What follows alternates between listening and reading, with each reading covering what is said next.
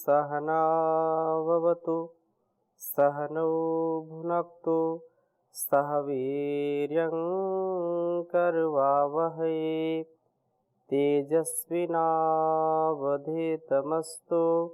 मा विद्विषावहै। ओम शांति शांति शांति। वैदिक जीवन पद्धति की इस कक्षा में आप सभी का हार्दिक स्वागत है, अभिनंदन है। वेदों अखिलो धर्म मूलम, वेद सब सत्य विद्याओं का पुस्तक। वेद का पढ़ना पढ़ाना, सुनना सुनाना तथा अपने आचरण में लाना हम सभी का परम कर्तव्य है, परम स्वधर्म है।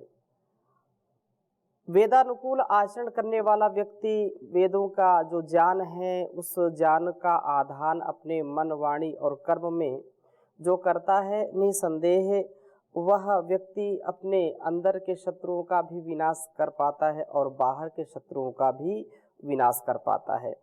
इस दृष्टि से हम जीवन को जीने का प्रयास करें कि अपने भी और दूसरों के भी जो अकल्याणकारी विचार हैं, अकल्याणकारी जो संस्कार हैं, उन संस्कारों को, उन कुविचारों को सुविचार में, सुसंस्कार में परिवर्तित करें, उनका शोधन करें।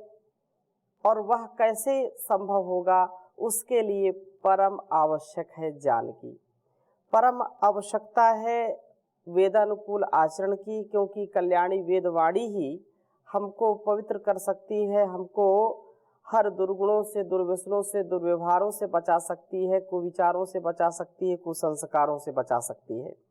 इसका हम अपने अंदर जब आधान करेंगे तो अंदर के शत्रुओं का दमन होगा। ईर्ष्या, द्वेष, छल, कपट, जो अंदर कलमश है हमारे, जो संकीर्णताएं हैं, उन संकीर्णताओं को दूर करने का एक बहुत बड़ा जो अस्त्र शस्त्र के रूप में है, जो काम, क्रोध, रूप, जो ईर्ष्या, द्वेष है, ये सब शत्रु हैं। इन सबको भस्म करने का, इनका विनाश करने का एक ही उपाय है कि अपने जीवन में ज्ञान का विकास करें, ज्ञान का हम आचरण करें, ज्ञान पूर्वक अपने व्यवहार को रखें। यही बात आज हम पढ़ेंगे। ऋग्वेद के 5वें मंडल के चौथे सूक्त का 6ठा मंत्र बहुत ही सुंदर वेद मंत्र है। इसको मैं आपके समक्ष रखूंगा। पहले वेद मंत्र लिखता हूँ। ओम वधेन दस्युम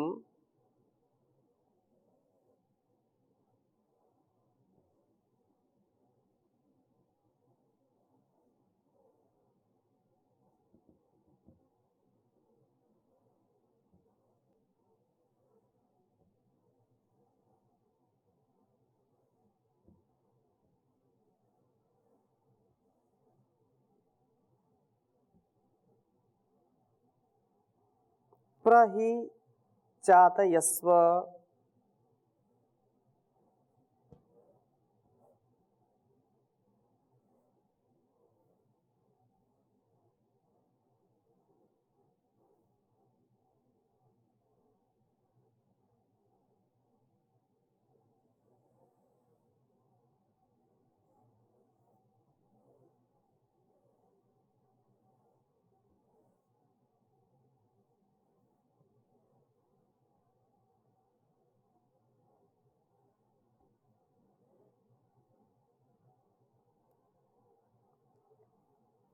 वयः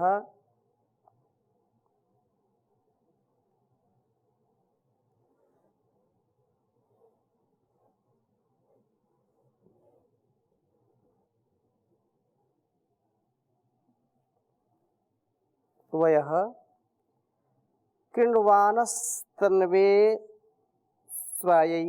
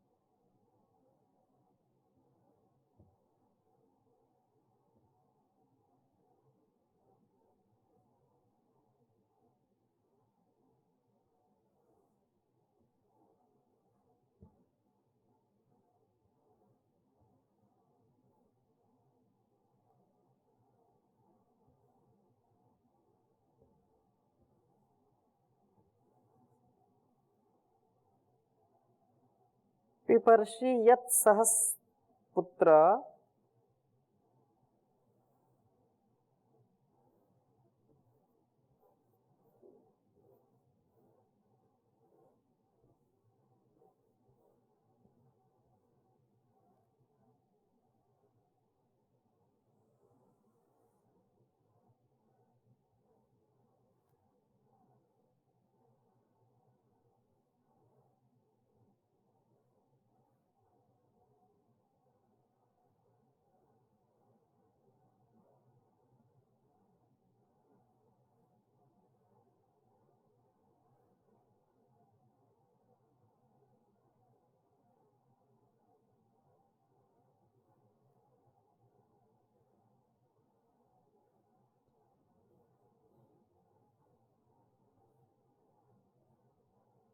यत् सहस पुत्र देवांसो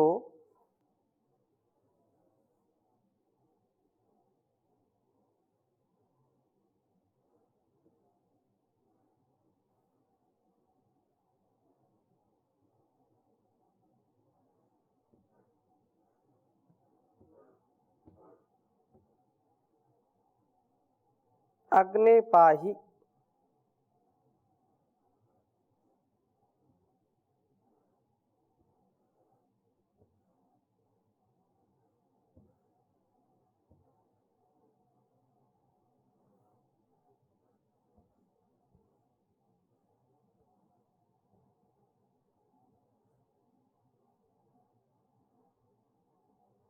अग्ने पाहि नृतम वाजे अस्मान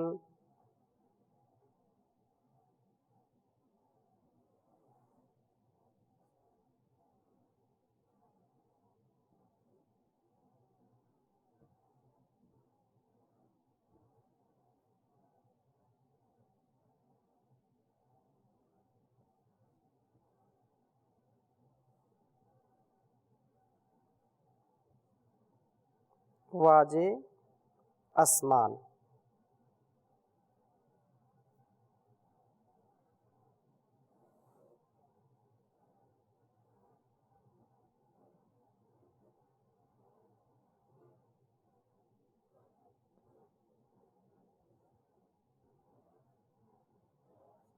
ऋग्वेद के 5वें मंडल के चौथे सूक्त का 6ठा मंत्र है यह।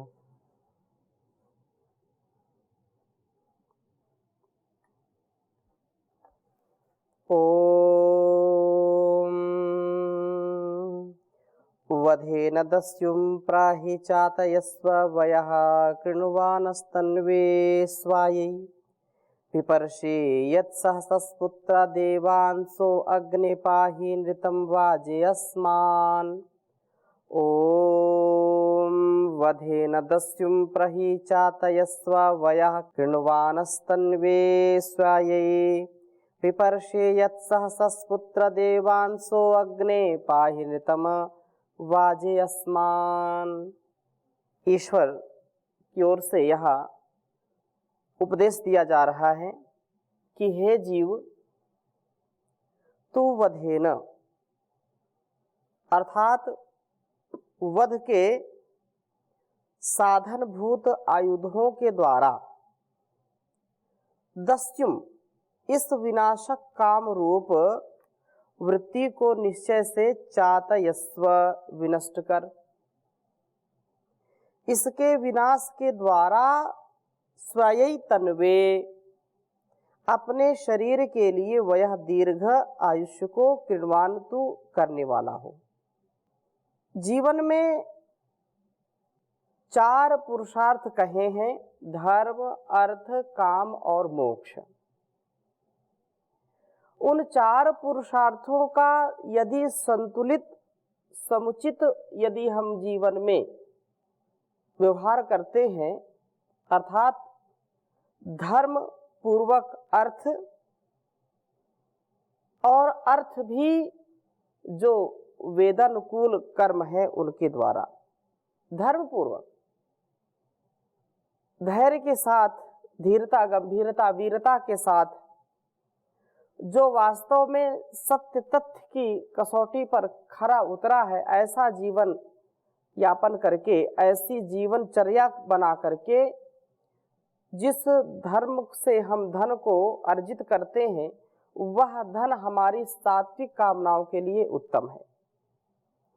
धर्म, अर्थ, काम, जो हमारी कामनाएं हैं, उन कामनाओं में विवेक हो, उन कामनाओं में निवृत्ति मूलक प्रवृत्ति हो, उन कामनाओं में तेन त्यक्तेन भुंजीथा की भावना हो कि मुझको जो कुछ भी मिला है उसको मैं त्याग पूर्वक उपभोग उसका करूंगा या करूंगी। जीवन में कभी भी जो अधर्म है, अन्याय है, जो अमर्यादित है, असंयमित है, अव्यवस्थित है, उसको मैं कभी नहीं करूंगा या करूंगी। तो दीर्घ आयुष्य को प्राप्त करने के लिए अपनी इंद्रियों पर नियंत्रण और काम वासनाओं पर नियंत्रण, काम वासनाओं का विनाश। काम वासनाएं हमको गर्त की ओर ले जाती हैं, हमारे आयुष्य को क्षीण करती हैं, इंद्रियों को कमजोर बनाती हैं। इसलिए आज की जो स्थिति है संसार में, सब जानते हैं कि छोटी अवस्था में ही अलग अलग प्रकार की बीमारियों से शरीर जीर्ण शीर्ण हो जाता है। और जो संयम का, मर्यादा का, अनुशासन का ध्यान रखते हुए जीवन को जीते हैं, उनके जीवन में काम वासनाएं नहीं होती हैं। वे सात्विक काम अर्थात जो संतानोत्पत्ति है, जो जीवन के लिए अत्यंत आवश्यक है, इस जगत के लिए जो अत्यंत आवश्यक है, उन्हीं कर्मों का अनुष्ठान करके व्यक्ति अपने कर्तव्यों का निर्वहन करता है। इसमें कोई संदेह नहीं है कि हम उस परमात्मा की सबसे सुंदर कृति हैं, सबसे अच्छी, सबसे बुद्धिमान, सबसे हर प्रकार से उस ईश्वर ने हमको सामर्थ्य दिया है। तथापि किस दृष्टि से लोग जीते हैं उनको जीना नहीं आता। बात चंद्रमा तक की, मंगल तक की करेंगे, लेकिन उनको पृथ्वी पर ही जीना ठीक से नहीं आता। पर उपदेश कुशल बहुतेरे, दूसरों पर उपदेश देना, उनका बखान करना अच्छी बात है, लेकिन कम से कम वह हमारे स्वभाव में, हमारे आचरण में हो। तो इसलिए यहाँ कहा कि जो अपने शरीर को यदि स्वस्थ रखना चाहते हैं तो जितेंद्रियता से युक्त हो। दीर्घ आयुष्य की प्राप्ति के लिए जो कामनाएं अविवेक पूर्ण है, जो वासनाएं हैं, इनको उपासना से क्षीण कर दे, इनको नष्ट कर दे। ऐसा तो बन जा। यह काम तेरे शरीर को जीर्ण करने वाला है। भोगा न भुक्ता वयमेव भुक्ता, तपो न तप्तम वयमेव तप्ता, कालो न यातो वयमेव याता, तृष्णा न जीर्णा वयमेव जीर्णा। ये जो व्यवस्था है, इस व्यवस्था से कभी भी हमारी कोई भी अवस्था हो अच्छी नहीं होगी। इसलिए शरीर को सुरक्षित, व्यवस्थित रखने के लिए, स्वस्थ रखने के लिए जितेंद्रियता आवश्यक है। कामनाओं पर, वासनाओं पर नियंत्रण आवश्यक है। और वो कैसे आएगा? वो आएगा स्वाध्याय से, वो आएगा अपने कर्तव्य का पालन करने से, वो आएगा ज्ञान का अर्जन करने से। इसलिए इसके वध का साधन ज्ञान ही है। ज्ञान वास्तव में हमारे लिए सबसे उत्तम साधन है, सबसे उत्तम अस्त्र शस्त्र के रूप में हम इसका प्रयोग कर सकते हैं। तो बुद्धि को परिष्कृत करता हुआ तू ज्ञान को बढ़ा और इस वासना रूप शत्रु का विनाश कर। इस प्रकार कहा हुआ जीव प्रभु से प्रार्थना करता है कि हे प्रभु, सहसस पुत्र बल के पुंज प्रभो, यत जो आप देवान पिपर्षि, दिव्य गुणों का हमारे अंदर पूर्ण करते हैं। सा वे अग्नि, वे अग्रणी नृतम, सर्वोत्तम नेतृत्व करने वाले प्रभो आप वाजे इस जीवन संग्राम में अस्मात् हमें पाही, हमें पवित्र करिए। हे प्रभु, हमारी पवित्रता आप सुनिश्चित करेंगे। हमारे अंदर का जो कलमश है, जो वासनाएं हैं, उनको दूर कर दीजिए। और वासना से बचने का उपाय क्या है? उपासना। काम वासना, विषय वासना से बचने का उपाय है उपासना, प्रभु की भक्ति। उसकी शक्ति से ही हम इस संसार के भोगों से, रोगों से बच सकते हैं। इसलिए यत्र भोगाः तत्र रोगाः, जहाँ भोग है वहाँ रोग है, इसमें कोई संदेह नहीं है। भर्तृहरि बहुत सुंदर कहते हैं, अभय तो कहीं है ही नहीं, भय ही भय है, डर ही डर है चारों ओर। इसलिए कहा भोगे रोग भयम कुलेचित भयम वेते नृपालाद भयम मौने दैन्य भयम बले रिपु भयम रूपे जराया भयम शास्त्रे वादि भयम गुणे खल भयम कायी कृतान्ताद् भयम सर्वं वस्तु भयान्वितं भोवे निर्णाम वैराग्यमेवा भयम वैराग्यमेवा भयम। तो संसार का जो भी पदार्थ है, जो व्यक्ति के रूप में, वस्तु के रूप में, स्थान के रूप में जो कुछ भी हमको प्राप्त है, उसमें सब स्थानों पर भय ही भय है। अभय तो मिलता नहीं है। अभय कैसे मिलेगा? अभय मिलेगा ज्ञान पूर्वक व्यवहार करने से। अभय मिलेगा ज्ञान पूर्वक अपने कर्तव्य का पालन करने से। अभय मिलेगा अपने इंद्रियों पर नियंत्रण करने से। इसलिए वासना रूप शत्रु को विनष्ट करो। इस शत्रु को जब आप विनष्ट कर देंगे, इसका विनाश कर देंगे, तो जीवन आपका और अच्छा होगा। बाहर के भी शत्रु, अंदर के भी शत्रु हमसे आगे निकलना चाहते हैं, लेकिन जो सात्विक हैं, जो तत्व वेत्ता हैं, जो धीर गंभीर विद्वान हैं, वे कभी भी भटकते नहीं हैं। और कहा दिव्य गुणों का हमारे अंदर पूर्ण करते हैं। देवान पिपर्षि, जो यत आप प्रभो सभी हमारे जो दुर्गुण है उनको दूर कर दीजिए। देवान पिपर्षि, दिव्य गुणों का हमारे अंदर पूर्ण करते हैं आप, उसको पूरित कीजिए। सह आसमान हमें पाही, हमें सुरक्षित कर रखिए।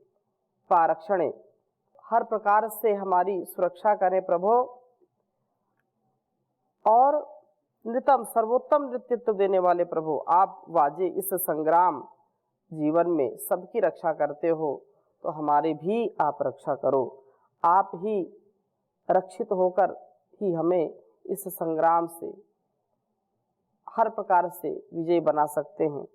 परंतु जो जीवन वर्तमान में हम जी रहे हैं, उस जीवन में भी और आने वाले जीवन में भी वेद का ज्ञान परम आवश्यक है।